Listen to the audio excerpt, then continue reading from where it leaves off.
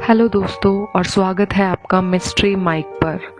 मैं हूं मुस्कान, लेकिन यहाँ मुस्कुराने की गुंजाइश कम होती है क्योंकि ये कहानियां हैं उन राज की जिन्होंने कभी सच बोलना नहीं सीखा। तो दरवाज़ा बंद कीजिए, लाइट हल्का सा डिम कीजिए और तैयार हो जाइए एक ऐसी कहानी के लिए जो आपको रात भर सोने नहीं देगी। तो चलिए शुरू करते हैं। कुछ कमरे सिर्फ सोने के लिए नहीं होते, कुछ दरवाजे सिर्फ खोलने के लिए नहीं होते, और रूम नंबर 207 उन्हीं में से एक था।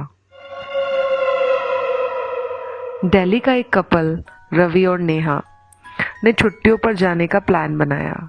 कई सालों की दोस्ती और फिर प्यार, दोनों ने शादी करने का फैसला किया और शादी से पहले चाहते थे कुछ वक्त एक साथ बिताएं एक हिल स्टेशन में। काफी सर्च और रिसर्च के बाद दोनों ने कसौली जाने का प्लान बनाया, जो कि दिल्ली से 300 किलोमीटर दूर एक बहुत ही खूबसूरत जगह थी। एक ठंडी खामोश सी जगह जहां धुंध दिन भर चिपकी रहती है। रवि और नेहा ने अपना सफर दोपहर से शुरू किया था। अपनी मंजिल तक पहुंचते हुए उन्हें रात हो गई। 8 से 10 घंटे तक लगातार सफर करके दोनों बहुत थक गए थे। काफ़ी रात होने की वजह से उन्हें समझ नहीं आ रहा था कि कहाँ जाएं। तभी उन्हें एक पुराना सा होटल मिला। रिसेप्शन पे एक अजीब सा बुजुर्ग बैठा था। रवि बोला, एक रूम चाहिए। बुजुर्ग ने सिर्फ इतना कहा, 207 मत लेना, वो ठीक नहीं है। रवि हंस पड़ा, क्या भूत प्रेत है क्या? बुजुर्ग चुप रहा, आंखों में डर था। नेहा को कुछ अजीब सा लगा। नेहा ने रवि को कुछ बात करने का इशारा किया। रवि रिसेप्शन से थोड़ा साइड होके नेहा के पास आया। नेहा ने कहा, मुझे तो ये जगह बहुत अजीब लग रही है, क्यों ना हम यहाँ से कहीं और चलें? रवि हंसने लगा और कहने लगा कि ऐसा कुछ नहीं है, ये बुजुर्ग हैं, सारा दिन के काम से थके हुए हैं, इसीलिए ऐसी बातें कर रहे हैं। पर ना जाने क्यों नेहा का दिल नहीं मान रहा था। फिर भी रवि ने नेहा को समझा लिया। रवि ने रिसेप्शन पे बैठे बुजुर्ग से रूम नंबर 207 लेने की ही जिद की और उन्हें रूम नंबर 207 मिल गया। रिसेप्शन से चाबी लेकर रवि और नेहा सीढ़ियां चढ़ते हुए सेकंड फ्लोर तक गए। होटल का कॉरिडोर पुराना था। लकड़ी की जमीन से हर कदम पर क्रीक की आवाज आई थी। रूम नंबर 207 का दरवाज़ा दूसरे कमरों के मुकाबले में थोड़ा पुराना लग रहा था। उस पर एक मिठरी सी मैरून पेंट झलक रही थी और हैंडल जंग से भरा था। रवि ने चाबी घुमाई, दरवाज़ा कर कर की आवाज़ के साथ खुला और दोनों अंदर गए।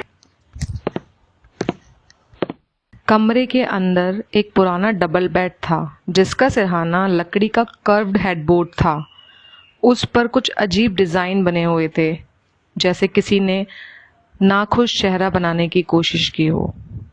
पर्दे भारी मरून रंग के थे, लेकिन उन पर कुछ फेंट हैंडप्रिंट्स जैसे दिख रहे थे। पहले ध्यान नहीं गया, लेकिन नेहा ने बोला, ये धब्बा सा क्या है? कमरे में एक बड़ा मिरर था जो थोड़ा टेढ़ा लग रहा था, जैसे कोई उससे देखकर पलट गया हो। एक पुरानी वॉल क्लॉक दीवार पर थी, लेकिन उसकी सुइयां 3:15 पर रुकी हुई थी। और सबसे अजीब बात, उस क्लॉक से हल्की हल्की टिक टिक की आवाज आ रही थी, लेकिन सुई हिल भी नहीं रही थी। कमरा ठंडा था, लेकिन एसी बंद था। हवा में एक पुराना परफ्यूम या जलती लकड़ी की सी बू थी और एक फेंट सा विस्पर, जैसे कोई चीख छुपाने की कोशिश कर रहा हो। नेहा ने धीरे से कहा, रवि, मुझे यहाँ अजीब लग रहा है। रवि हंसा, अरे रिलैक्स, सिर्फ होटल थोड़ा ओल्ड फैशन्ड है। लेकिन तभी मिरर में कुछ हिलता हुआ सा दिखाई दिया। रवि ने पलट के देखा, अंदर कोई नहीं था। रवि ने गहरी सांस ली और सोचा कि ये सब सफ़र की वजह से हो रहा है। रूम में सेटल होने के बाद रवि ने फ़ोन उठाया और रिसेप्शन को कॉल किया। 2 कॉफ़ी और डिनर भेज दीजिए रूम नंबर 207 में। रिसेप्शनिस्ट ने 1 सेकंड की खामोशी के बाद कहा, सर आप 207 में हो? रवि ने हाँ में जवाब दिया। ठीक है, भेज देते हैं।